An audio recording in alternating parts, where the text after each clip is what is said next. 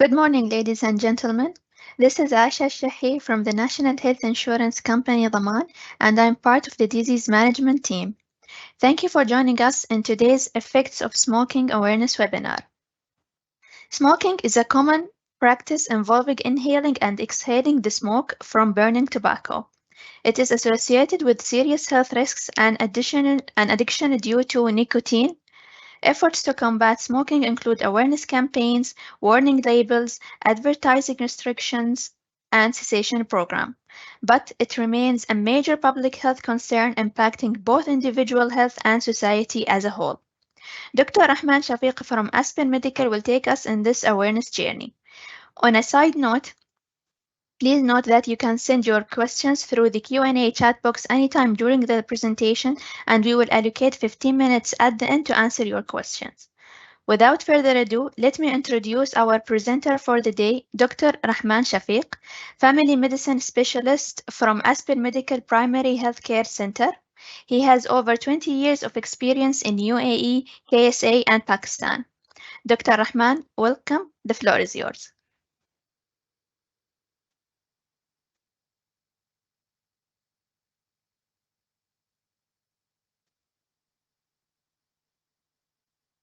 Thank you for the introduction, Ms. Aisha. I'm Dr. Rehman Shafiq from Aspen Medical Primary Healthcare Center. Hopefully everyone can hear me. Yes, doctor, we can. Okay, thank you. So let's start the discussion. Today's session will cover the different types of tobacco that we are using in general, how different types of tobacco or smoking affects the person and his loved ones, his surroundings, who may be the victim of the passive smoking, a few words about nicotine addiction, and in the end, there will be a few practical tips for those who want to quit smoking. I will be talking about cigarettes, which is the most common types of tobacco being used, e-cigarettes, vapes, electronic cigarettes, the new one, shisha or hookah, the traditional one, doha or midwah, which is the one which is the most common among the Emirati population after the cigarettes, and smokeless tobacco, the one most common in blue-collar jobbers. So starting with the history of tobacco industry. Doctor, I'm sorry to interrupt, but you may share your screen, please. I can, sorry? Share your screen, please. Again? Yes, share your presentation.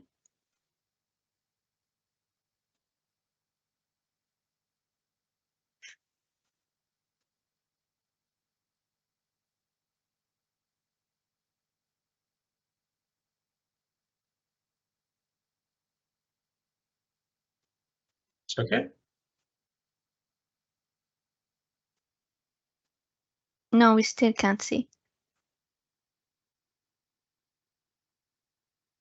You cannot see now? No, still.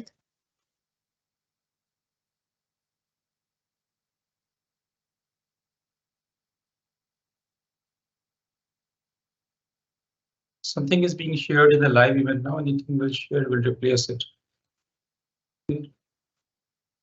Share the window.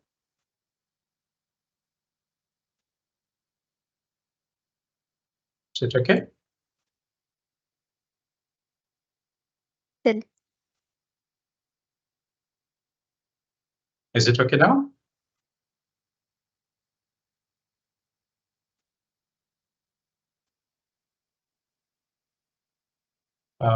Ms. Aisha, is it going well?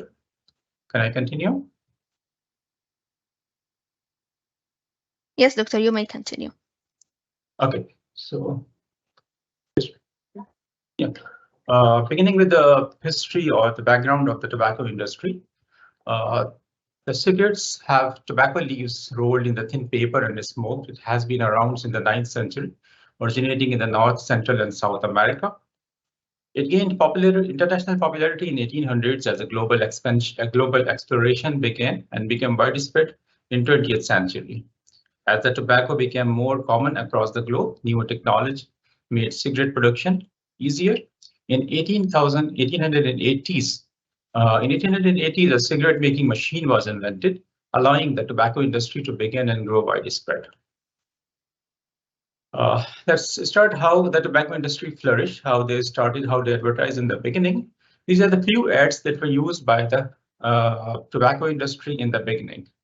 What do you notice about these ads? The doctors making strong claims about the lack of risk associated with the cigarettes, which is the beginning of this, the tobacco industry. Another figure which cites a specific number of physicians who agree with the claim, Luckies are less irritating. How believable are these ads to you? From late 1920s to 1930s, tobacco companies actually hired actors to play doctors and the dentists to mislead information to the public. Who do you think funded these ads? Of course, all of them were funded by the tobacco industry. In the mid-1930s, Phil Morris' company launched an advertising campaign claiming that after prescribing Phil Morris cigarettes to patients with irritated throats, every case of irritation cleared completely or definitely improved. This and many other misleading claims made Philip Morris a major cigarette brand at that time. Let's talk about these ads. Some examples of the cigarette ads that may not be intended for adults only. These ads and the cartoons targeted teens and the high school students, trying to hook customers at a young age. Do you think they were successful in that? Of course, yes. 88% of the smokers are exposed to nicotine by the time they are 18 years old. Tobacco turning point became in the smoking rates, as you see the statistics, smoking rates climbed until 1964. At that point, the public started to suspect that smoking may have been bad for their health. In the same year, a groundbreaking report called Surgeon's General Report, published by an authentic source, exposed the real harmful effects of smoking. After the release of the report, trends in the smoking began to decline. Why do you think this report had such a large impact? Because it was done by an authentic medical source and truly letting the people know about the hazards of the cigarettes. So the summary of the previous, to summarize the previous slides, a product cigarette was launched, massive advertisement was done, a lot of misinformation spread through the media, false claims were made, and it took around 30 to 40 years for the people to realize that it is harmful for them. And finally, this belief was consolidated through research by the medical authorities. Okay. This seems like an ancient history, but as you may have not noticed, tobacco companies aren't the type to give up easily. Tobacco industries have developed new products and advertised them using the same old techniques. So what's the newest thing in the tobacco industry is the vape or the e-cigarettes. What are the e-cigarettes? E-cigarettes are basically made up of a battery with an atomizer with a heating coil, and absorbent material that absorbs a liquid that contains nicotine, flavoring, and chemicals. The battery allows the atomizer to heat the coil, to heat the liquid called e-juice, which creates an aerosol that is breathed out in and out of the lungs. For so many years, the consumers were told that the clouds made by the e-cigarettes or the vapes are just water vapors, and the consumer were happy to play with them. In reality, the cloud is an aerosol. What is aerosol? Aerosol is basically a mixture of liquid and solid particles suspended in a gas. So any idea what type of particles they are? There has been multiple research since the vape is not very old. The researches which has been done on the vapes or the juices which are contained in these vapes, it was found there are so many different toxic chemicals found in these liquids. For example, the nicotine, the addictive chemical in all pods, benzoic acid. It's a chemical which pairs up with the nicotine to help deliver higher amount of nicotine to the brain.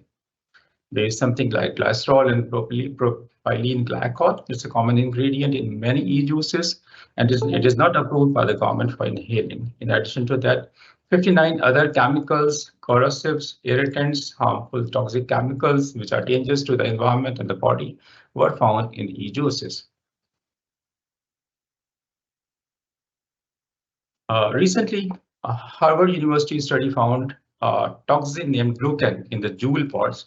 Glucan is commonly found in the outer layer of fungi or fungus. It is very well known for causing inflammation of the airways and the lungs, which can lead to long-term lung diseases.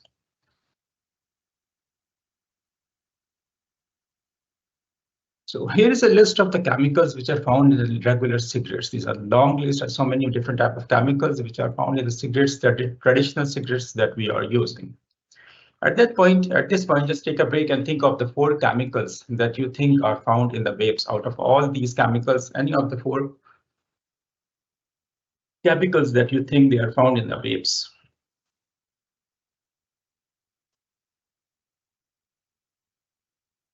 The answer is all of these chemicals have been found in the vapes. And out of them, the one which is marked with the orange, these orange ones, they are known to be harmful, determined by the government, specifically by the FDA. These are the harmful products which are found in different type of vapes or e-cigarettes. Our biggest concern with the cigarette is that it can deliver higher amount, up to the same amount of nicotine released from 1.5 to 3.5 packs of cigarettes. All salt-based e-juices or liquids contain nicotine. These are different type of cigarettes or e-cigarettes which have a large amount of nicotine compared to the regular cigarettes. So when you are vaping, actually you are consuming more amount of nicotine compared to use of a cigarette. So the second thing is about vapes or the e-cigarettes flavors. Why there is a flavors? Pod-based companies have over 15,500 e-juices flavor options, such as banana butt, honey doo doo, and different that. Why is it so? The flavors are a great way to attract young customers because they are the group most interested in the sweet flavors and bright colors. Besides this, more and more evidence is piling with the passage of time that proves that these flavors are dangerous for the lung diseases and causes increased risk for the heart diseases.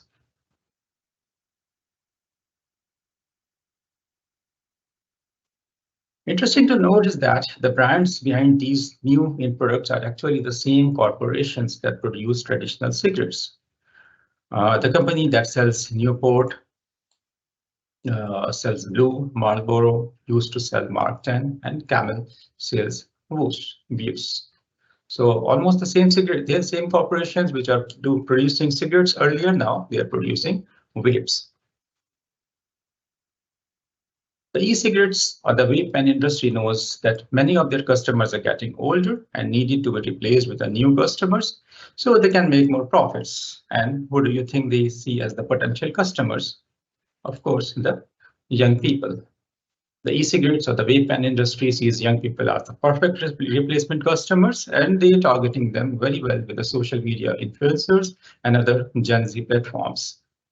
It is well known by the health professional and the vape industry that many customers, many smokers started smoking before the adulthood. So let's talk about a few effects of the vapes or the cigarettes that has been proved till now. A recent study on the vape found that using them raises someone's risk of developing a long-term lung diseases. This means someone using vape for a few years could develop bronchitis, which is basically an inflammation of the major airways in your body, in your lungs. These airways are responsible for exchanging air in and out of your lungs. Emphysema is another disease which can be developed over time using e-cigarettes. It is the destruction of air sacs in the lungs, which is a common disease that long-term cigarette smokers develop.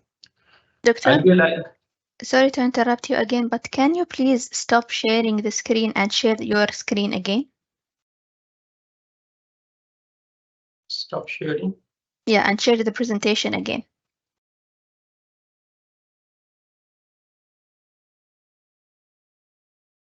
You want me to start it again? No, just share the screen again, the presentation again.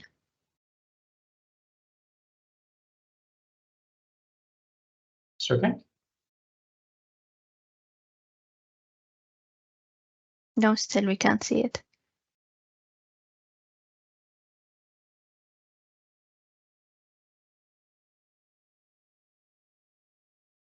Hi, Doctor. Good morning. Let's do the reshare the same way how we practiced last time. Yeah, I'm So doing the sharing the if you windows. can, yes, if you can click the share button. Yes, now we can see your slide. If you can click the presentation mode. Okay. Yes, okay. Okay, then let's just skip. But you're the one who's controlling now, doctor. Okay. Thank you so much. Ayesha, you're on stage again. Yes, doctor. Sorry for the interruption. You may continue. Okay. So we're about e-wave searchers. Yeah, it's okay. This part is working. So we're talking about the lungs. The effects of the waves on lungs. Okay.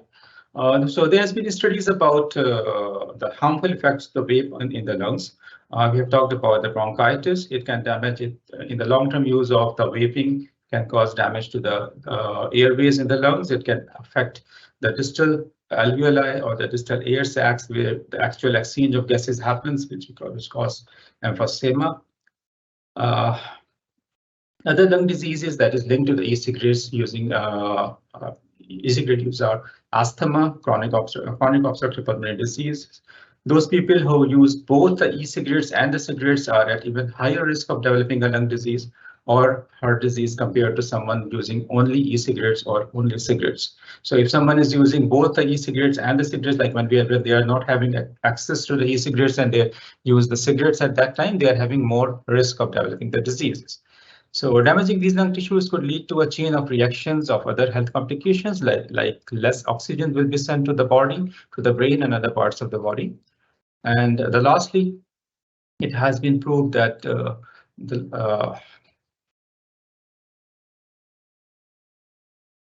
the e-cigarettes can affect our immune system and exposes the lung to the different kind of diseases. So in summary, long-term use of vaping can cause bronchitis, damage to the lung airways, can cause damage to the distal lung airways called emphysema. There is more chances of developing asthma. There is more chances of developing lung infections. And the ultimate result of that your body is receiving less amount of oxygen to perform the normal body functions.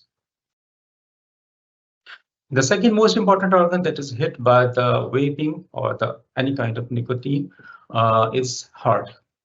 There are certain evidences that e-cigarettes, including the products like Juul, increases the cardiovascular or heart risk. The heart is basically a center for pumping blood throughout a complex network of blood vessels in the body. These blood vessels are responsible for delivering fresh oxygen to organs or the tissues. Your cells need oxygen to survive and work properly. Scientists have discovered that the e-cigarettes aerosol from using or breathing in secondhand aerosol can impair the function of blood vessels by making them stiff. This stiffness of the blood vessels can decrease the blood flow throughout the body and lead to the blood clotting. Even if you're breathing in the aerosol from the e-cigarettes, even if you're not the one who are using it, it can lead to the blood vessel stiffness and possibly affect your heart's ability to move fresh oxygen to your brain, muscles, liver, and other parts of the body. Ultimately, the blood vessels stiffness and the blood clotting can increase someone's risk for heart attack or stroke. Talking about the risk of the heart attack, your risk of having a heart attack is determined by the multiple factors, such as your genetics, your environment, your lifestyle. Someone who choose not to smoke carry the risk depending upon only these factors, like what was his family history, what are her cholesterol level, what are his exercise level, all these cigarettes. But if someone is using e-cigarettes, he has a double risk compared to the one who is not using that. If this person starts using cigarettes too at the same time, whenever they don't have access to the vape, their risk would increase 5-fold. But on the brighter side, this works the other way too. The risk of having a heart attack decrease after you quit smoking.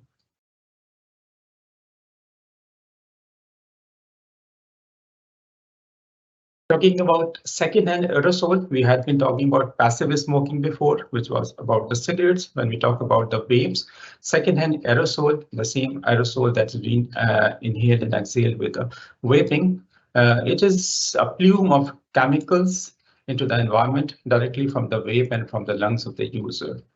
The common places for exposure to secondhand smoke, secondhand aerosols are restaurants, parks, vehicles, and designated smoking areas.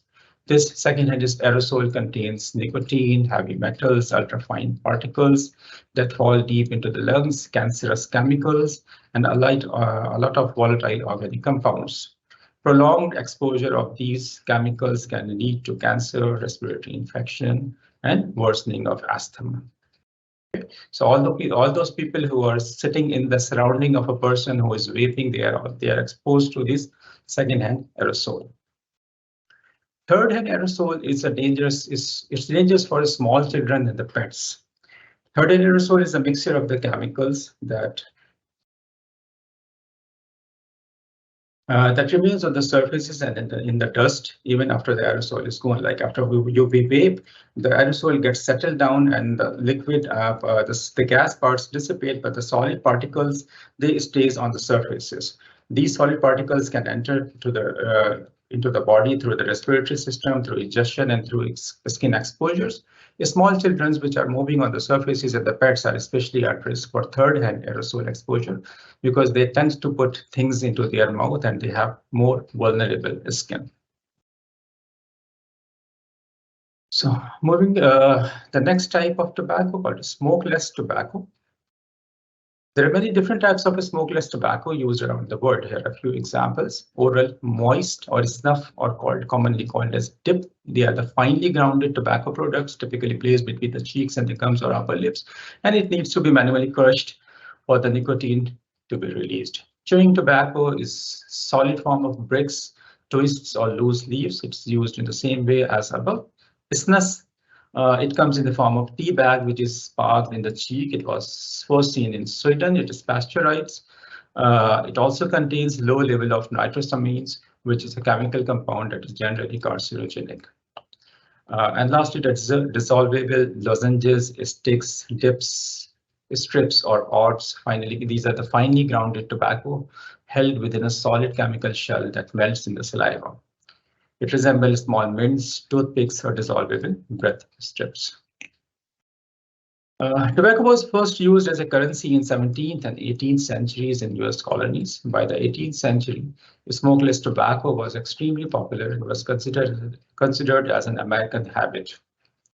During the 19th century, spitting tobacco became socially unacceptable and illegal in public places due to the risk of spreading germs and their diseases. But still in certain South Asian countries, it is very common.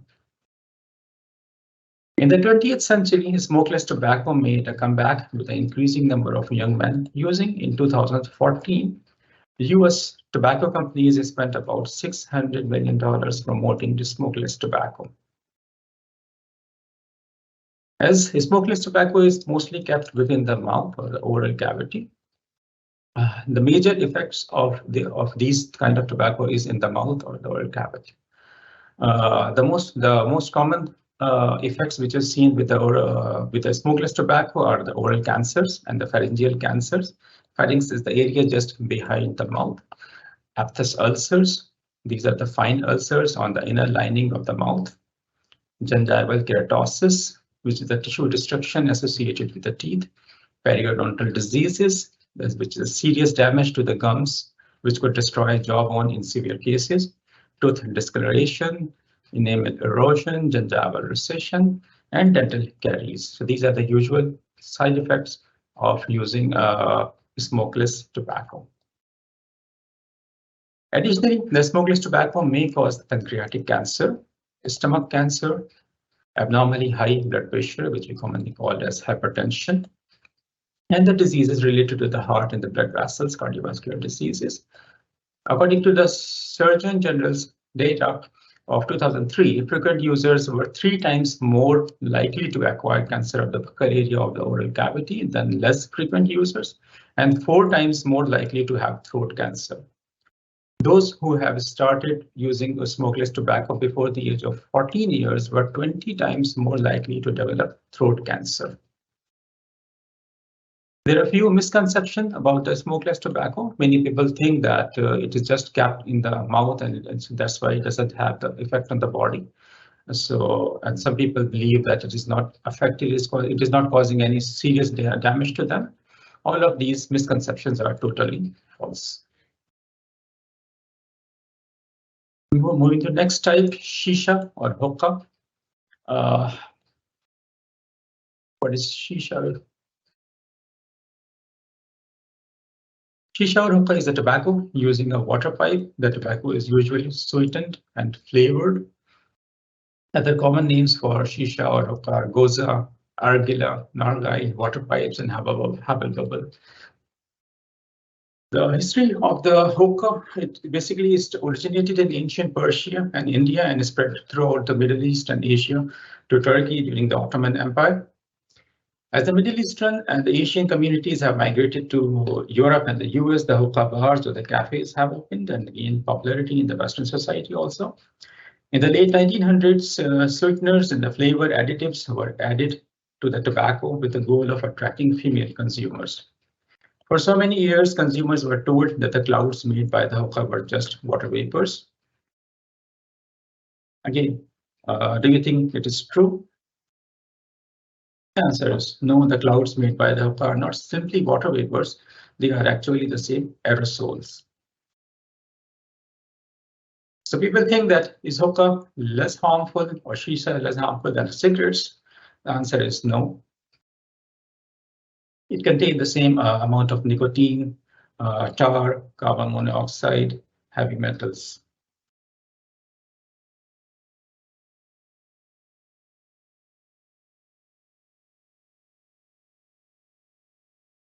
Despite the hookah being filtered through the water, when you smoke hookah, you expose yourself to the addictive chemical called nicotine, heavy metals, and the tar. When you smoke hookah, you are burning tobacco at a high heat due to the charcoal. This leads to a smoke that is at least as toxic as cigarette smoke. Because hookah is usually smoked in a prolonged period, smokers may expose their bodies to a more toxic substance than the cigarette smokers. For example, one cigarette is usually have 20 puffs, but one hour hookah session is having 200 puffs. Like in a typical 1 hour hookah session, users may inhale 100 to 200 times the amount of smoke they would inhale from a single cigarette. In the same way, in a single water pipe session, the user will expose to 9 times the carbon monoxide and 1.7 times the nicotine of a single cigarette. The amount of smoke inhaled during a typical hookah session is about 90,000 milliliters compared with 500 to 600 ml inhaled when smoking a cigarette. So the effect is basically because they are doing it for a short period of time. So the total amount which is being inhaled or exhaled is very high compared to the cigarette. The health effects of the shisha or smoking shisha may cause the same diseases as the smoking cigarettes. These include the lowering cancers, lung cancers, stomach cancers, esophageal cancers, reduced lung functions, heart attack, angina, stroke, decreased fertility, and nicotine addiction. Secondhand smoke is a health risk for non-smokers. It contains smoke from the tobacco as well as smoke from the heat source used in the hookah. Because hookah is typically smoked in groups in a manner where multiple people use the same hose from one person to another person, smokers are at risk of developing infectious disease, including tuberculosis, herpes, hepatitis, and the fungal infection. It's mostly happens in those situations where same hose is used by the multiple people. A few common myths about the shisha. Some people think that shisha is safer than the cigarettes. The answer is no. The smoking shisha is not safer than smoking cigarettes. Even if you use tobacco-free shisha, the smoke still produces harmful level of toxins, which can be either just as bad for you as even more harmful than smoke from tobacco-based shisha and the cigarettes. Some people believe that the shisha pens are safer than the shisha pipes. Shisha pipes or shisha pens, which we call as vapes, are as harmful as tobacco.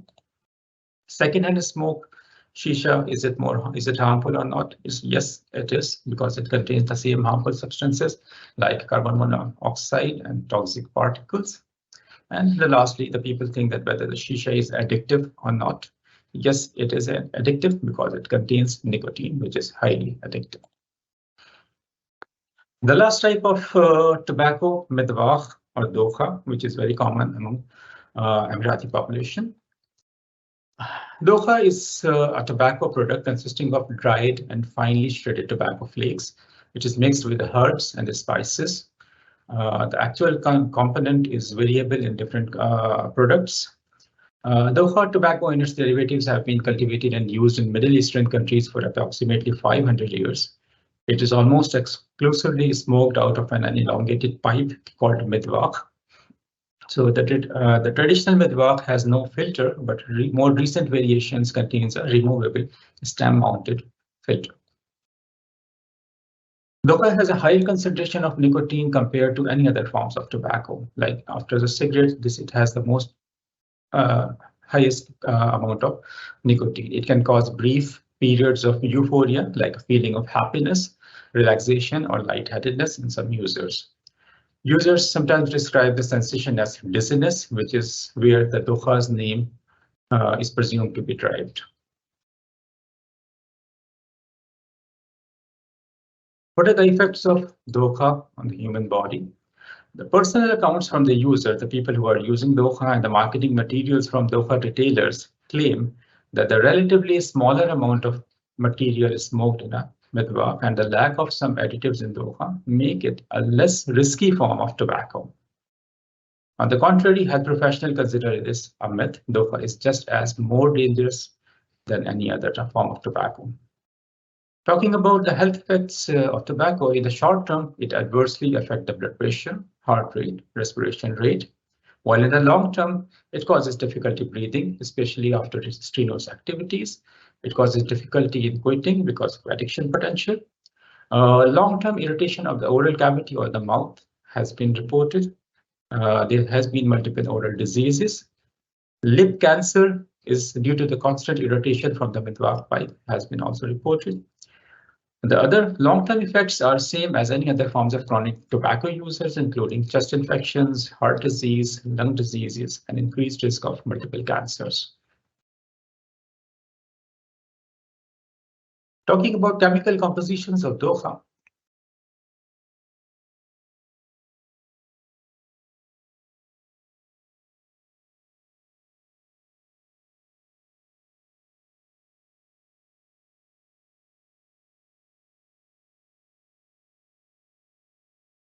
There has been multiple researches in the UAE about to find out what are the actual components of dokha, because it is mostly used in our country.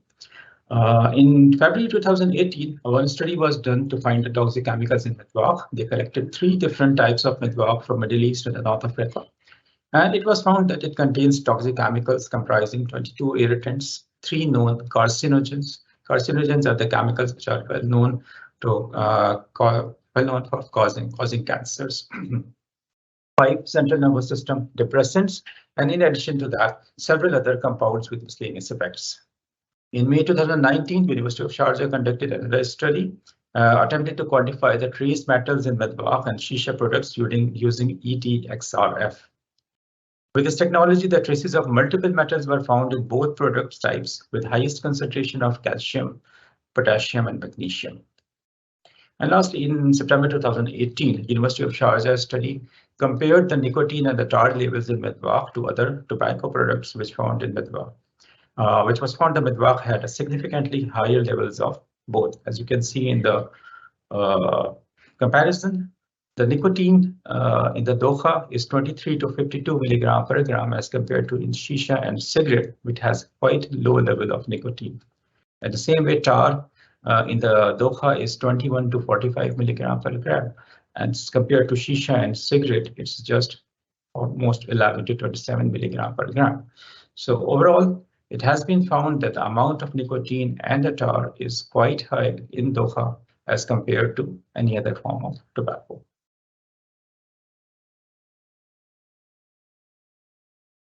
A few more studies done in the UAE to find out the prevalence of doha in the UAE schools. Right?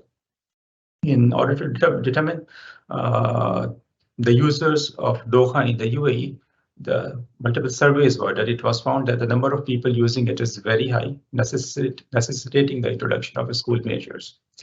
In one study in the high school residents with mean age of about 17 years in Dubai, out of 416 students, regular use, that means weekly or daily use of tobacco, was 23.4%. That means at almost one out of four student is using this. Another study done in the Ajman medical and allied health students. Out of 104 students, 11.5% reported as being lifetime smokers of doha, and 25% had smoked doha daily over the past month. And another survey at secondary school students in Ajman, out of 560 participants, the prevalence of ever smoker was 39%, ever doha smokers was 36%, and current doha smokers were 24%. If you compare this prevalence, it is very high if compared to another form of smoking in the region and globally. So this is a kind of alarming situation that needs force us to take some sort of preventive measures among our student young population. The second part is addiction. What is addiction like after you about? Addiction is a long-term disease where an individual has an overwhelming desire to find and use drugs, even though there are dangerous consequences. We can call it a disease because it can result in the long-term changes in the brain structure, function, and behaviors caused by the drug use. How does the addiction works? Our brain is basically made up of multiple parts. Different parts of the brain controls different areas of the body. Like some part of the brain is concerned with the movement, some part of the brain controls the speaking and other functions. There is a part in the brain which we call the reward pathway. This pathway operates when you do things that makes you feel good. Whenever you do something that is good for your body, your brain releases a neurotransmitter called dopamine, which signals your pleasure center and brings you the feeling of happiness. This pathway was originally developed evolutionarily to help us pursue the activities that would help us survive. Like whenever we have some good kind of food, whenever we do some exercise, our brain releases the dopamine and gives us the sensation of pleasures. What the drugs do, the drugs like to hijack and they take control of your reward pathway, so you no longer have a control over it.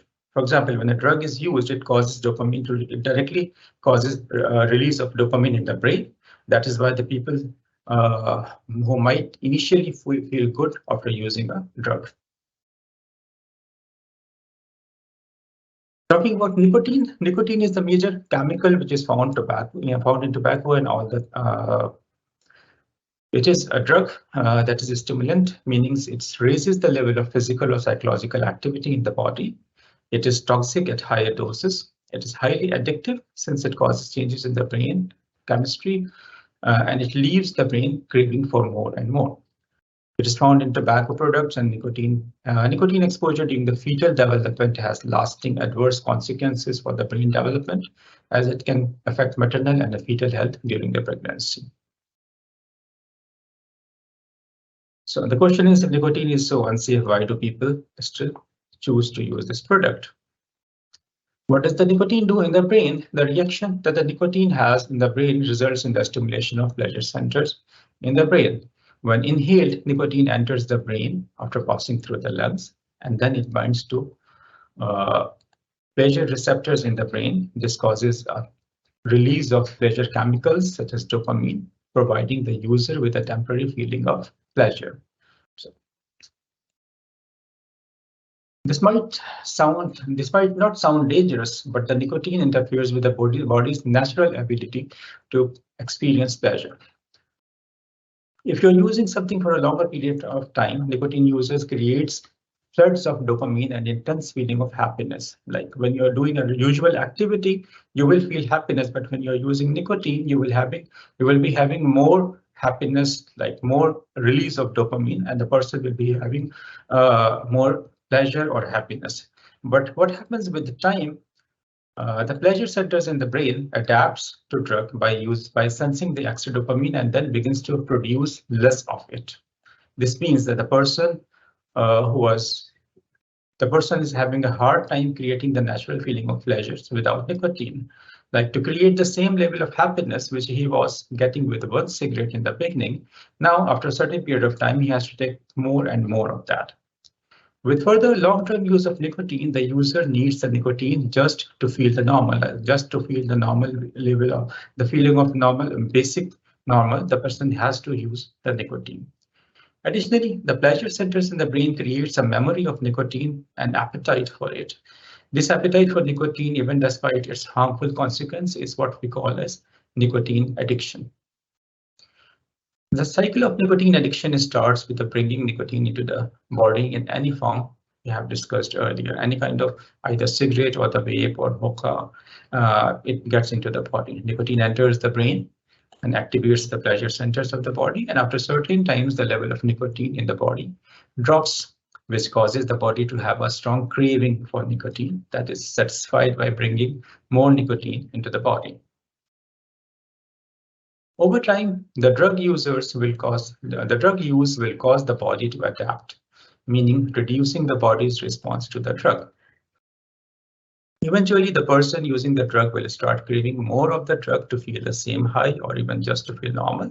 This is referred to as an increase in the tolerance. And if the person using the drug stops using the drug, they will experience negative side effects known as withdrawal symptoms. The combination of increased tolerance and withdrawal symptoms causes the drug user to crave the drug and avoid withdrawal at all cost. The brain experiences physical changes as a result of the drug use and gets rewired to prioritize getting more and more of drug, even if it causes physical, emotional, and financial harm. Another way how nicotine affects the physical functions of the body is by occupying the acetylcholine receptors, which are present all over the body.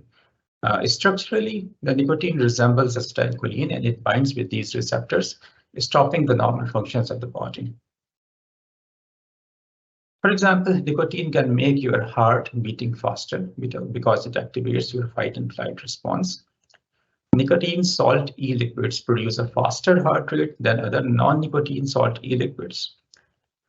Outside of all the chemicals and the toxins already in the pod-based e-cigarettes, nicotine can independently cause trouble breathing and damage to the lungs. Nicotine can also cause increased acid reflux, causing heartburn or the gastritis. And lastly, but not the least, nicotine can negatively impact our reproductive systems, reproductive organs, resulting in the decreased fertility and erectile disorders. Men who smoke are about twice as likely to develop erectile disorders as non-smokers. So this was all about the nicotine addiction, and lastly, how to quit. If someone is smoking for a long period of time and he is willing to quit, if you have decided to quit, you have made a good decision for your life. It may be hard at times, but there is always a help. The first thing that you need to do, you have to decide yourself, make an appointment with a doctor. The doctor will help you to find the best way to stop smoking and suggest medications or nicotine replacement therapy.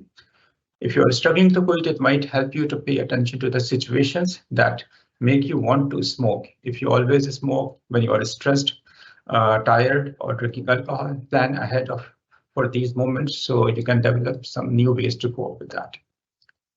A few important tips, like always tell your friends and the family that you have quit and that they can help you stick to it, and they will now not to suggest a smoke. Try socializing with your friends and the family in the new places, plan new activities to stop smoking, have healthy snacks, drink healthy snacks and healthy drinks to hand so you are not tempted to smoke or reach for unhealthy treats, and keep a track of the money you are saving by not smoking.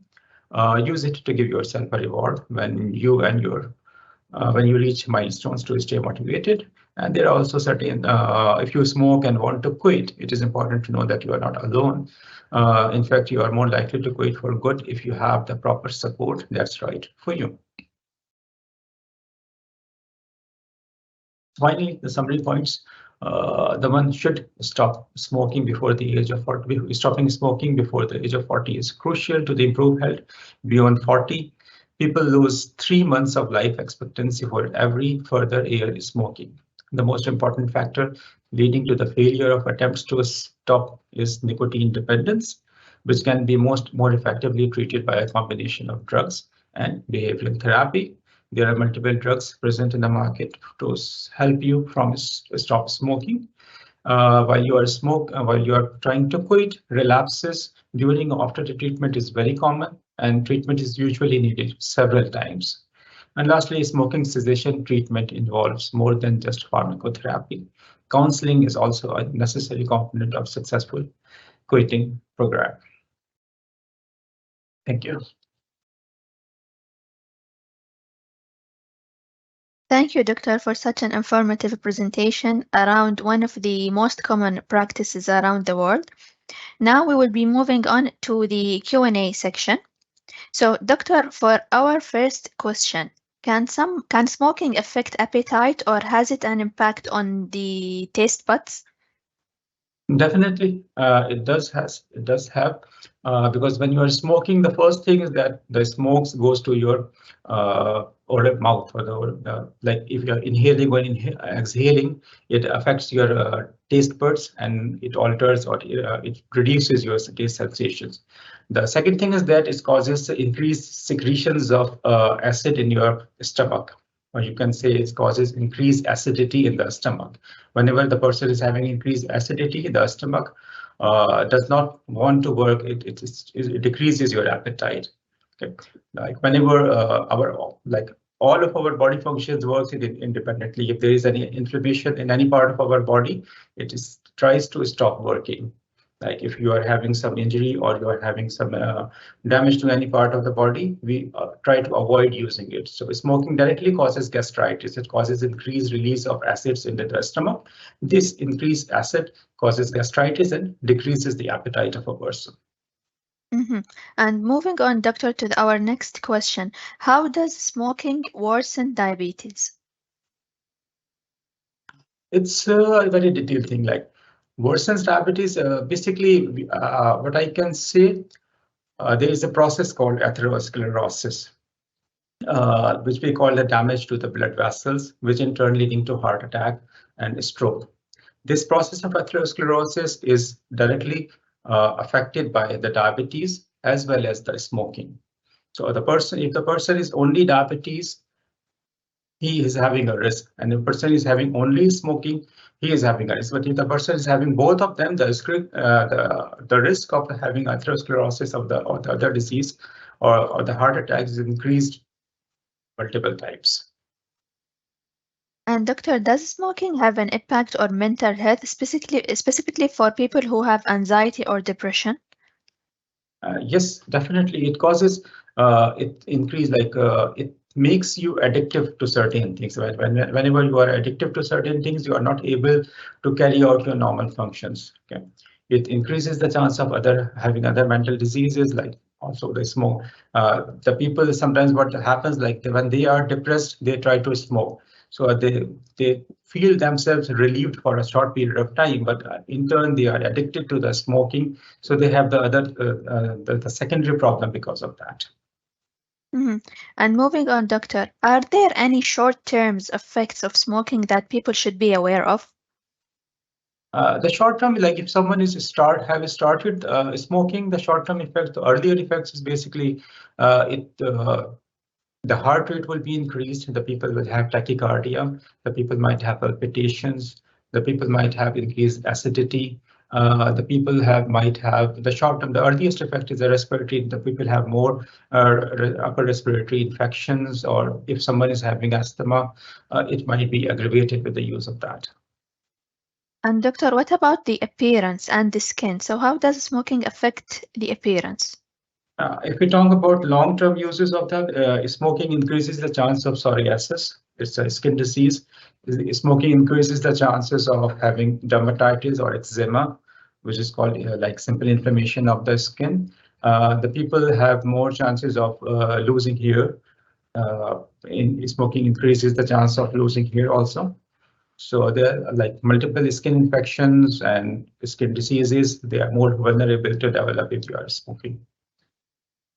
And doctor, regarding quitting, so if a person stops smoking, how long will it take to reverse or reduce the effects of smoking? And what can you do if you want to control the cravings? See, smoking quitting program is basically it's variable upon person to person and the will of the person also. If you are having a good, there are different type of programs, like there are different type of treatments. If you are craving, the easiest way to control the craving is using nicotine replacement therapy. Nicotine replacement therapy comes in the form of nicotine gums, nicotine sprays, nicotine lozenges. So if the person is like trying to quit and he is having a craving for that, that can be controlled with a nicotine replacement therapy. But the right way, the ideal way that I would suggest is to make contact or consult with a doctor, have some sort of behavioral therapy or counseling before you start to quit, and then you start take a help of nicotine either replacement therapy, and there are certain other drugs which are available. So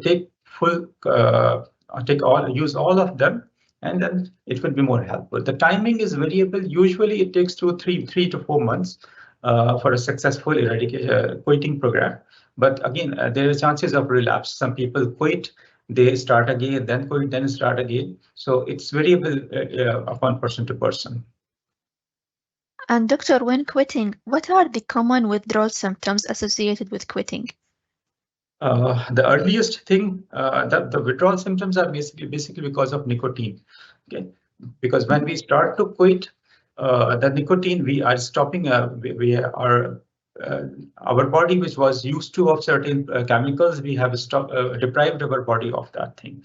So the most common symptom that happens is the anxiety, the headache. The person have severe headache in the beginning. Anxiety, they got irritated, agitated. The person who were feeling happy or relaxed before, now he's not getting the thing, so he start to become anxious, irritable, these kind of things. And moving on, doctor, is e-cigarette and vaping are less harmful than the normal cigarettes? I think that has been very well explained in the presentation. It is not. It is a kind of newer thing. It's been there maybe for not more than maybe 30 years. So the research is still going on, but all the researches which has been done, they are showing it's as dangerous as traditional cigarettes. And doctor, for our last question about quitting, what happens to the body when someone quits smoking? What happens to the body when you quit? Yeah. You can say our body, when you are quitting, our body or our brain try to rewire. You can see it initially, if you are start to quit, there is a craving of the thing because our brain has been structured differently. If someone is using for a longer period of time and then suddenly stop smoking, the brain, which is used to for certain thing, it does not get the same stimulus of pleasure or same stimulus of euphoria. So it starts to get irritated, depressed, anxious, these kind of things. Thank you, doctor. This is the last question for today. Thank you very much for your input and informative presentation. Thank you for having me. Thank you for giving me a chance. Dear audience, this is the end of our webinar. Please take a moment to answer the survey questions. Your feedback and inputs are appreciated. Moreover, note that you can view the replay of the current webinar as well as previous webinars in our YouTube channel, Rehman Insurance. Again, thank you for joining us today, and special thanks to Dr. Rehman for your valuable input. Looking forward to meet you all again in forthcoming webinars. Stay safe and enjoy the rest of the day. Thank you so much.